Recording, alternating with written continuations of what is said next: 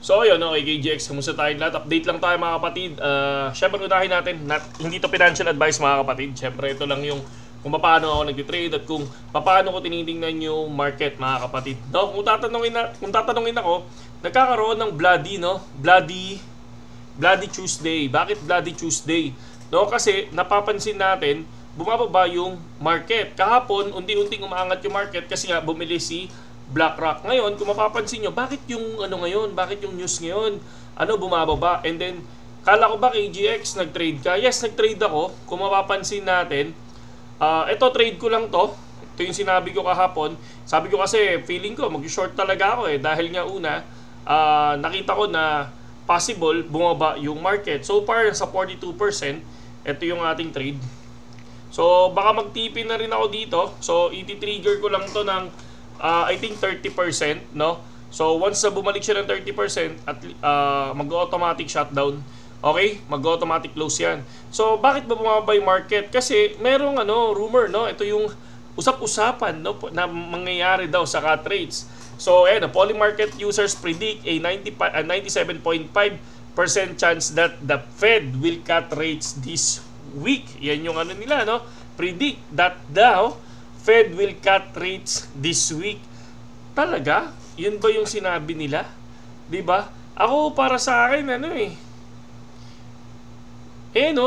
dito sinabi nito ni That Martin guy, chance that the Fed will cut, no? Pero yung iba, chance no rate cut in tomorrow FOMC. So yung iba, 97 that ito naman parehas sila ni a chance that Fed will not. Kasi nabasa ko not talaga no cut rates. So yung iba ang inaano nila magka-cut, no? Pero yung iba, sabi nila no. Pero no ang nakalagay diyan nung nakaraan, no? Pero tingnan natin kung anong possible mangyari. So ito yung nakikita natin na dahilan kung bakit bumabagsak para sa akin yung market, kasi may FOMO na hindi magka-cut ng rate ang Fed by tomorrow or June 19. Parang hindi sila magka-cut ng rate mga kapatid. Yun yung nakikita dito. Syempre pag bumagsak yan, no? Tapos ang mangyayari, yung pala biglang nag-cut, lilipad. So far siguro baka pinapababa lang nila kasi yung nangyari nung nakaraan mga kapatid, no? Ito, papakita ko sa inyo. 44%, kung titingnan natin, balik tayo sa spot natin. Balik tayo sa spot. So makikita natin sa one week time frame. Punta tayo sa 1 week time frame. Ito. So kung papansin nyo, 'di ba? Nasaan na 'yon? Okay. So ito, nagkaroon tayo ng all-time high noong nakaraan itong area na 'to. Itong 109, sabi natin 109. Alam nyo kung bakit bumagsak yan hanggang dulo? Kasi Fed news din nun. Kumbaga, napag-usapan ng Bitcoin Reserve that time, bakit siya bumagsak, no? Kasi ang sinabi ni Jerome Powell, wala silang kakayahan bumili ng Bitcoin kasi walang law na bumili sila ng Bitcoin. Kaya biglang bumagsak yan, no? Ngayon, ang inaasahan, magkaroon ng Bitcoin Reserve, kaya nga nagkaroon ng White House, parang parang White House, first White House, I don't know, party yata yon or crypto something, no, sa White House.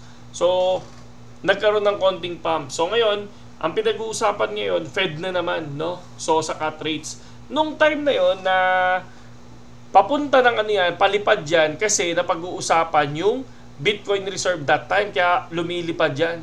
And then, biglang sinabi ni Powell, wala silang kakayahang bumili, biglang bumagsak. Ngayon, kung mapapansin nyo, di ba lumipad? Ngayon, bakit bumababa? Kasi may mga nagpapakalat ng balita na ayan, hindi magka-cut ng rates ang si Jerome Powell, no? Malaki yung chance na hindi siya mag-cut ng rates. So syempre, kapag kunyari ganyan yung market, nagbebentahan silang lahat. Kaya ito yung nangyayari. So bumababa yung market, 'di ba? Kung titingnan niyo pati si Crypto 97% will miss this, no? Halos malapit sila, sila sabi nila si Polymarket and si Crypto. So, tingnan natin kung anong possible mangyari diyan kasi ito talaga game plan to, no? So, dito sa nakikita ko ngayon sa 3 days time frame, dito sa liquidation heat map, may malaking liquidity pagdating sa ilalim, no? 103, 102, parang ganyan. Pero sa 48 hours time frame, may nag-iisa, no? Saan to nag-iisa? 109. So dito, makapal. So baka mas piliin niya yung dito sa ilalim na to kaysa dyan. Kasi itong 66, isa lang yan. 'Di ba? Ito, ang dami nito. 'Di ba? So, yan lang yung nakikita natin mga kapatid. And then, yung iba, yung mga tropa natin, itong mga to, no? Sabi nila, lilipad ang market. 'Di ba? Sabi nila, lilipad. Tapos magugulat ka. Kapag ka kunyari, bumagsak yung market, stop selling your Bitcoin.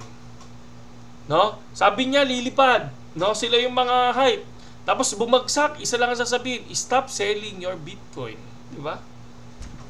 Yun lang ang sasabihin nila sa inyo, hindi, sorry, nagkamali ako. So, yun lang yun. Ako kasi tinitingnan ko lang yung mga nangyayari. Kasi ako every time, napakahalaga sa akin ng news kung bakit ba bumagsak to? Di ba kayo? Di ba? Bakit ba bumagsak yan? Kasi nga, yun yung nangyari. Di ba?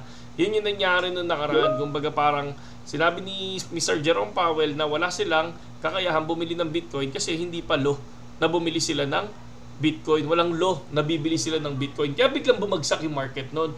From 109 or 105 to 95 to 94, 93. Ganon yun. Biglang bumulusok pa ilalim yun mga kapatid. Okay? So yun lang naman KGX at pinakita ko lang sa inyo syempre yung ating trade.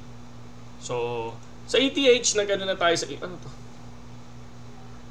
Sa asawa ko. Sa ETH, nag-TP na tayo sa ETH, mga kapatid, no? Kasi, mali ko nga yun eh. Nag-TP ako ng maaga kanina kay Sol and Ethereum. Sabi ko, sayang naman. Pero wala eh. Ganun talaga. 20% is enough. So, ngayon, ito, nasa 40%, 44%. So, yan, tulad na sinabi ko, magka-cut tayo, i-adjust ko na lang yung cut niyan. So, 30%. Para pag pumunta siya ng 30%, ayun. 'Di ba? So, profit pa din. So, yun lang, AGX at basa-basa lang ng news ako. Yun lang ginagawa natin, nagbabasa lang tayo ng news, okay?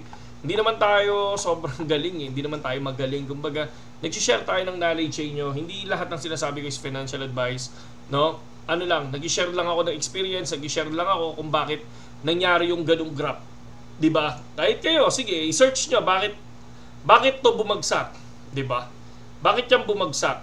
Bakit yan bumagsak from 109 to bumagsak yan. Yan. From 109 to 74, bakit bumagsak yan, no? 'Di ba? Alamin niyo. 'Di ba? Ako sinabi ko na kanina bakit bumagsak yan based dun sa pag-aaral natin. Okay? Saludo sa inyo lahat KGX at magandang gabi sa inyo lahat.